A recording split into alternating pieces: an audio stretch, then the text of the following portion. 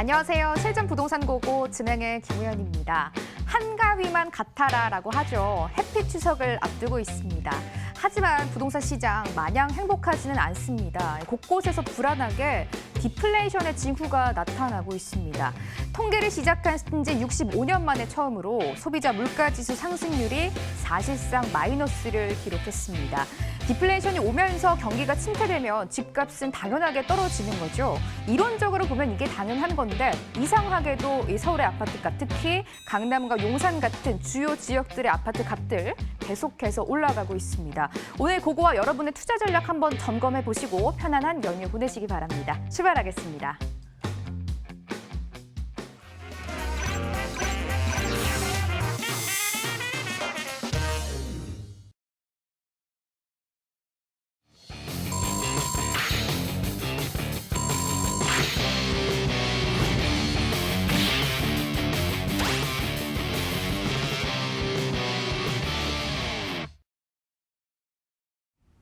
일부는 이분과 함께하겠습니다. 디테일한 남자를 모셨습니다. 일부는 부동산 미디어그룹 박대근 본부장 자리해 주셨네요. 본부장님 안녕하세요. 네, 안녕하세요. 네, 반갑습니다. 네, 반갑습니다. 방송 보시다가 궁금한 점 생기시거나 평소에 투자 전략에 대해서 고민 있으시면 저희 쪽으로 무료 상담 전화 주시면 되겠습니다. 02-2077-6358번 활짝 열어두고 여러분의 고민 접수 기다리고 있겠습니다. 먼저 시장부터 분석해 보겠습니다. 말씀드린 대로 본부장님, 경기 침체에 대한 시그널이 계속해서 나오고 있는 것 같은데 부동산 시장에도 미치는 영향이 정말 만만치가 않을 것 같아요. 네, 맞습니다. 일단은 이제 내일이면 추석 연휴가 시작이 되죠.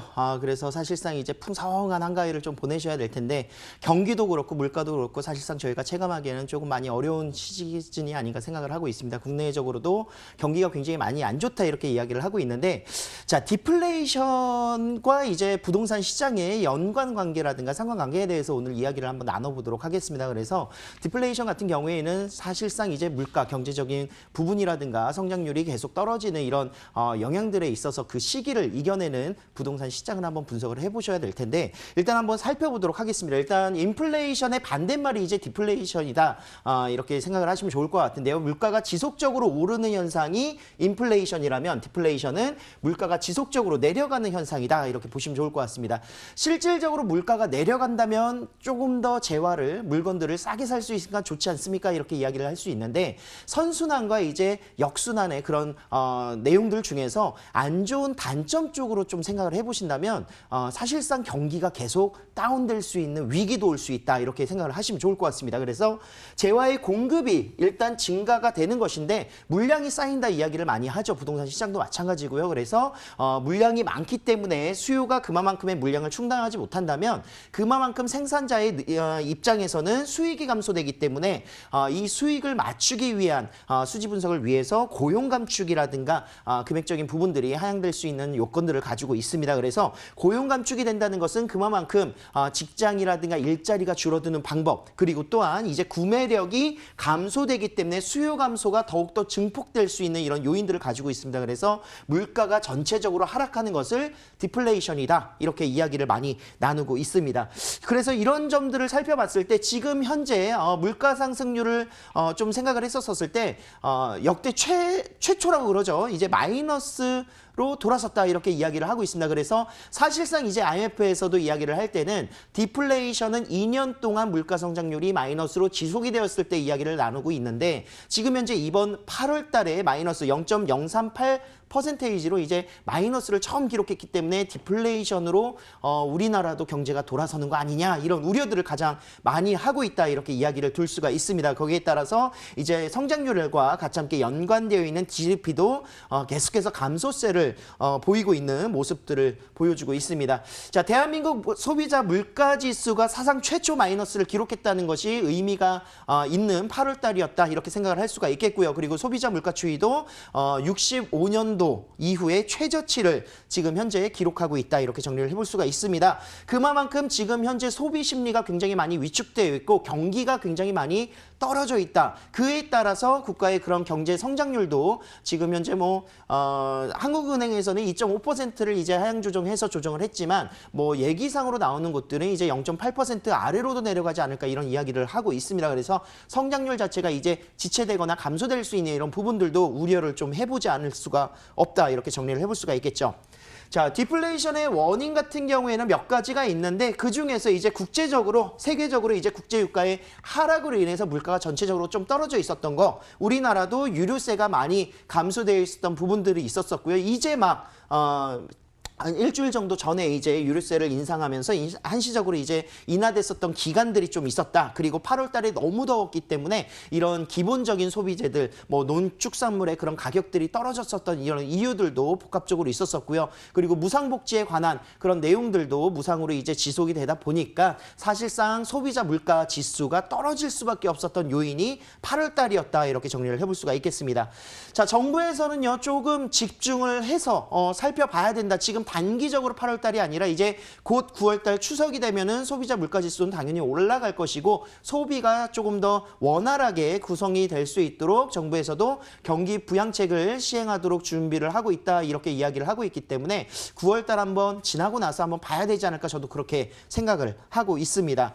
자, 디플레이션이 진행이 되면은 우리 이제 부동산 시장에는 어떤 영향들이 있는지 한번 살펴보도록 하겠는데 일단 가장 기본적으로 만약에 디플레이션 시기가 됐었을 때 저소득층, 소득이 많지 않으신 분들은 사실상 주택의 구매력이 더욱더 감소될 수밖에 없기 때문에 주택 구입보다는 임차의 수요가 더욱더 늘어날 수밖에 없고요. 그리고 주택이 있었던 이제 중산층 같은 경우에도 사실상 주택을 조금 더 처분해서 현금화시킬 수 있는 이런 부분들, 그래서 금매성의 매물이라든가 경매의 이런 구성으로서 매물이 증가하는 이런 요소들도 나올 수 있다. 하지만 그 주택들을 금액이 낮춰지는 금매성 매물들을 누가 구입하느냐? 고소득층, 풍부한 유동자금을 가지고 있는 사람들이 분명히 또 구입을 하게 될 것이고요. 그만큼 저렴한 부동산들을 구입하게 됨으로 인해서 그 양극화 현상이 더욱더 심화될 수 있는, 그렇기 때문에 앞으로는 이런 디플레이션 시장에는 좋은 지역과 좋은 시장에는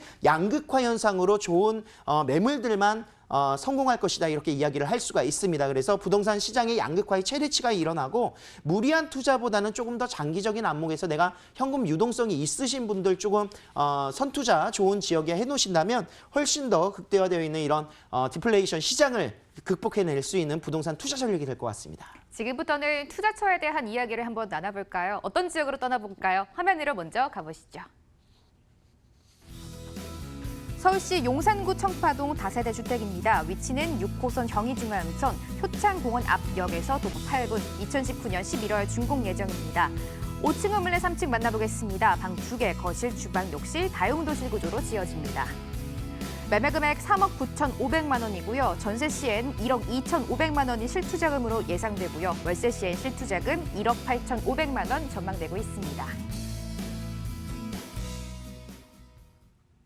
용산구에 대한 투자처 소개를 해주신다고 하는데요. 청파동 가지고 오셨다고요, 본부장님?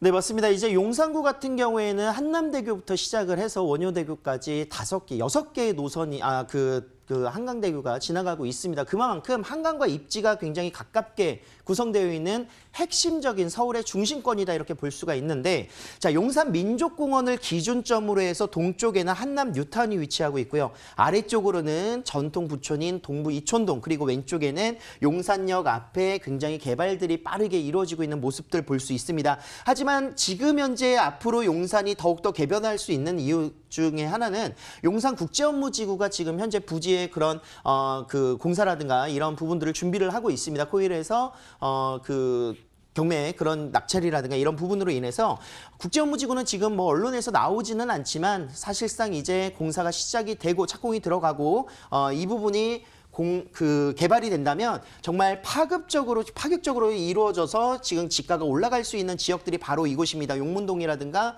청파동, 서계동, 후암동 라인들이 될 텐데 노후화되어 있는 주택들이 굉장히 많고요. 그래서 지구 단위 계획으로 묶여 있으면서 용산의 그런 주거 환경 개선이 이루어지는 대표적인 지역들이 바로 이곳입니다. 그 매물이 바로 숙명역 옆에 바로 위치하고 있는 매물이 될 텐데 숙대 입구역에서 도보 4분 거리에 위치하고 있는 역세권이면서 서울역의 1호선이라든가 4호선 그리고 KTX, 공항철도 등을 이용할 수 있는데 앞으로는 GTX라든가 또는 신안산선 그리고 신분당선까지도 같이 함께 이용할 수 있는 라인들로 구성이 되어 있다. 이렇게 정리를 해볼 수가 있습니다.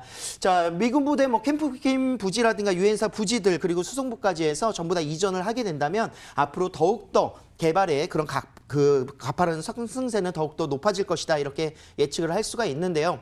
아까 말씀드렸었던 이제 그 지구 단위 계획 구역으로서 이제 공사가 시작이 된다면 정말 앞으로 그 핵심적인 글로벌한 도시가 될 수 있는 용산구다. 이렇게 정리를 해볼 수가 있겠고 이곳 같은 경우에는 이제 이야기가 많이 나왔었습니다. 그래서 국제 업무지구 조성은 사실상 불가피하고 진행이 될 수밖에 없다. 이렇게 정리를 해볼 수가 있겠는데 좀 많이 조심스러워하고 있죠. 사실상 이런 개발들이 발표가 된다면 지가가 굉장히 많이 올라갈 것을 예상을 할 수가 있기 때문에 그렇습니다. 자, 그리고 이제 노후화된 곳들이 굉장히 많은 곳들입니다. 그래서 도시 환경 정비들이 같이 함께 이루어지는 곳들이 서울역 주변인데 그 중에서 가장 대표적인 서울역부터 시작을 해서 이제 용산역까지 서울역 마스터 플랜이 구성이 됩니다. 그렇기 때문에 이 주변에 그런 조금 더 쾌적하고 환경적으로 더욱더 개발될 수 있는 이런 여지들 충분히 많이 남아있는 여력이 남아있는 곳이 바로 용산이다. 이렇게 정리를 해볼 수가 있겠습니다. 자, 이제 뭐 용산 민족공원 같은 경우에도 사실상 이제 도심권에서 이런 대형 숲이 생긴다는 거 정말 맨하탄에 있는 그런 센트럴파크 정도를 생각하시면 좋을 것 같은데 2027년까지 3단계 공사를 마쳐서 이제 구성을 한다고 하니까요. 이런 부분도 굉장히 큰 대형 개발 호재로 구성이 되어 있다. 정리를 해보도록 하겠습니다. 자, 건물 몇 가지 한번 살펴보도록 하겠는데요. 2019년도 11월에 준공 예정입니다. 그래서 올 겨울에 준공이기 때문에 지금은 공사가 진행되고 있다. 이렇게 정리를 해볼 수가 있겠고 매물이 많지가 않습니다. 지금 총 9세대밖에 되지 않기 때문에 서둘러서 투자하실 수 있는 기회들 잡아가실 수가 있겠고요. 선분양입니다. 자, 방 2개, 거실, 주방, 욕실로 구성이 되어 있으면서 내부는 이 주변에 이제 숙대 입구가 있기 때문에 숙대가 숙명여대가 있어서 그런 그 거주하는데 만족도를 높이기 위한 풀옵션으로 제공되고 있습니다. 그래서 내부에는 이제 시스템적인 부분들 그리고 가전제품들 풀옵션으로 제공되고 있다. 이렇게 볼 수 있습니다. 뭐 대학생들의 수요뿐만이 아니라 이제 직장인들의 수요도 굉장히 좋겠죠. 자, 이 주변에 지금 4억대 이상들이 나왔기 때문에 사실상 3억 9천대 나온다면 외부에서 봤었을 땐 비싸다 생각이 드실 수도 있는데 주변 지금 지가 올라간 거에 비해서는 굉장히 합리적인 금액이지 않나 생각을 하고 있습니다. 3억 9,500만 원 이제 마지막이라고 저는 생각을 합니다. 3억대가. 그래서 방 2개 3억 9,500만 원을 만나보실 수가 있겠고요. 사실상 아직 주변이 지저분하기 때문에 임대 가격이 높게 형성되지 않습니다. 그래서 2억 7천만 원 정도 투자 금액은 1억 2,500만 원으로 투자를 해놓으신다면 나중에 뭐 재개발이 되시던 또는 재개발 주변으로 개발이 된다면 그 여지가 굉장히 많이 있어서 지가가 올라갈 수 있는 그런 효과들을 볼 수가 있겠습니다. 자, 월세도 100만 원 정도 받으시는데요. 이제 대출 금액 제외하시고 실제 투자 금액 1억 8,500만 원으로 월세 투자도 가능하시겠습니다. 투자처 한 곳 더 찾아보겠습니다. 화면으로 먼저 가보시죠. 서울시 영등포구 당산동 도시형 생활주택입니다. 위치는 당산역에서 도보 8분, 2019년 6월 준공됐습니다. 14층 건물 내 11층 만나볼 거고요. 구조는 방 2개, 주방, 거실, 욕실, 다용도실입니다. 매매금액 3억 2,100만 원, 전세 시엔 실투자금 약 2,600만 원, 월세 시엔 실투자금 1억 4천만 원 예상되고 있습니다.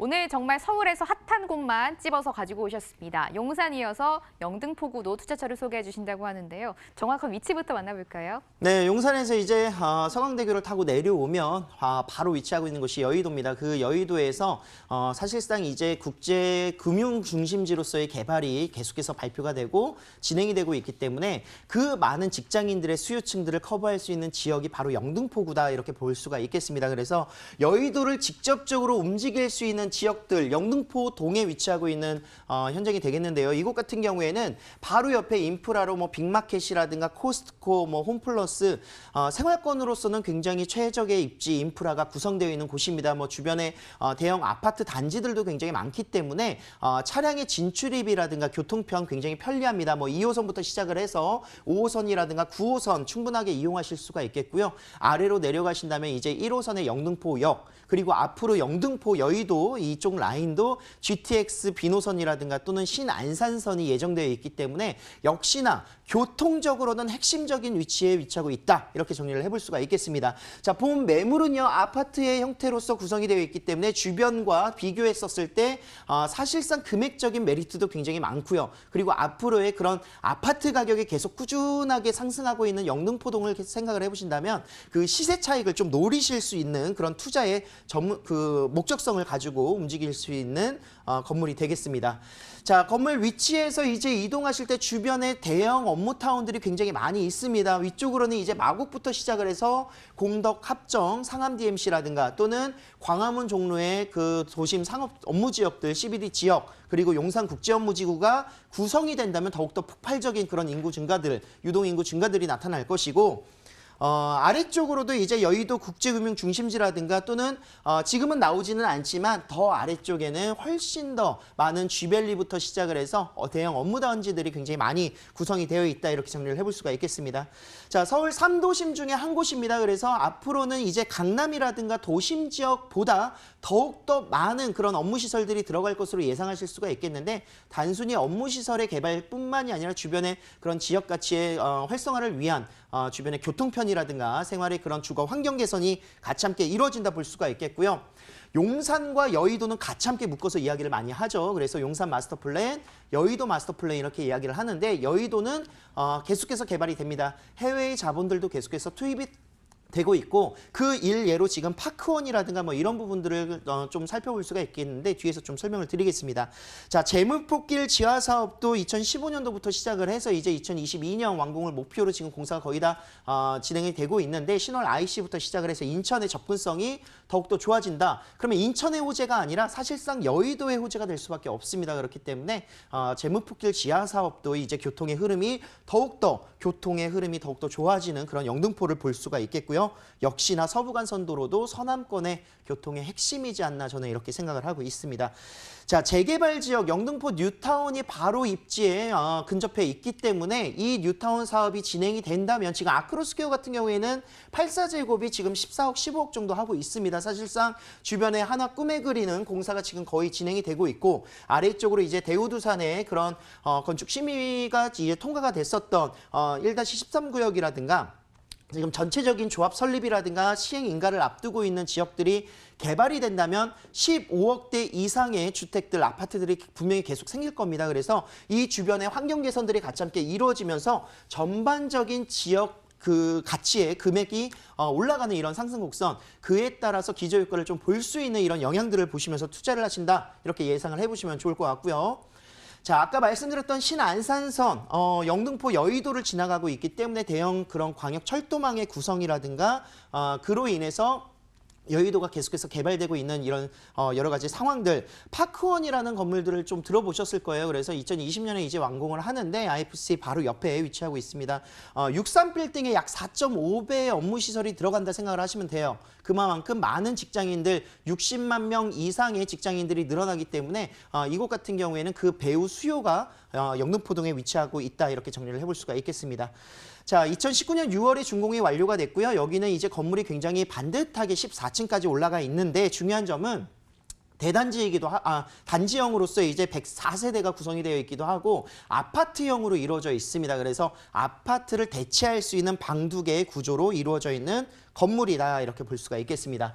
자, 매매 금액 3억 2,100만 원입니다. 여기는 이제 투자 금액이 정말 메리트가 있는데요. 도시형 생활주택이면서 2,600만 원의 실투자 금액으로 전세가 확정적으로 맞춰지는 조건 임대 조건부 계약으로 구성이 가능하겠습니다. 자, 보증금 3,500에 105만 원 정도 예상을 하시고요. 이제 월세 투자 시에는 1억 4천만 원으로 소액이잖아요. 이 정도로 아파트형 도시형 생활주택에 투자가 가능하시겠습니다. 방송 끝나고 박대근 본부장의 무료 세미나 한번 참여해 보시죠. 참여 방법 화면으로 안내드립니다. 주제는 서울 중심권 공약, 부동산 소액 투자 전략입니다. 매주 일요일 오후 1시 선착순 10분 참여하실 수 있습니다. 장소는 신논현역 3번 출구 거평타운입니다. 02-2077-6358번으로 꼭 예약하시고 참석해 주시면 되겠습니다. 1부는 아쉽지만 여기까지입니다. 박대근 본부장과 여기서 인사 나누겠습니다. 본부장님, 오늘 말씀 고맙습니다. 네, 감사합니다.